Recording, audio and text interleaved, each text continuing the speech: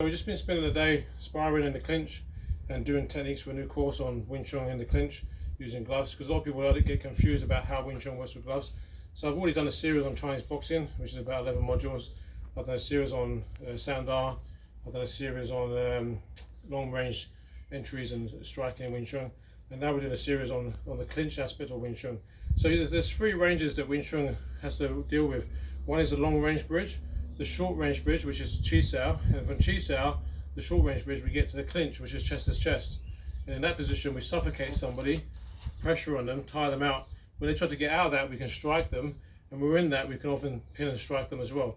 So that's a real trapping, controlling range. So most people make the mistake of just staying in the Chi Sao range, and when they spar long range, but they have their hands in the Chi Sao range. So they actually end up doing this, where they practice in this range, which is Chi Sao range, and then they spar out here, and all they do is look to strike, because all they've thought about is striking. But when they start striking me, they have their hands down, right? They strike with both their hands down and they get hit, right? Because they're not used to being in this range where you can get hit. So when you strike me, I have to have my hands up and understand, how do I get in and how do I keep my hands up. And then this range is the Chi Sao range, where we have to control the bridge, pass that bridge and get into chest to chest. This is where I can control him, strike him, compromise him. As he tries to pull out of this range, then I can smash him. And then he's back into Chi Sao range, but he's got no defense. If I try to attack him in Chi Sao range, this is where he's most skilled, and this is where we're going to trade a lot. So in this sparring, we will trade a lot from here, because we're both good in this range. When anybody gets to this type of range, they get control. Or outside here, if you've got good long bridge, you can get control. But Wing Chun, we should be good at controlling this range and getting close to this clinch range.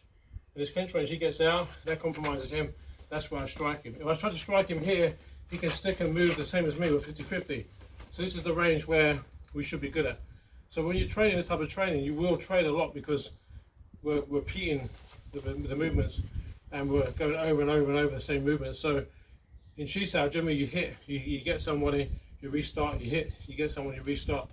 In this, because we just continue for a round, we just keep going through it, and then we'll naturally reset when you feel very, very compromised. But when you're slightly compromised with 2 hits in the face, we just carry on, because in a fight, you're training robustness, and you're training desire and heart to win, and you're training fitness. So it's a different element of what you're trying to develop. So some people look at that and say, oh, you know, you get hit too much, you don't get hit enough, or, you know, all different things. But we understand what's going on. They're just different training methods, right? So Chi Sao is different, spar is different,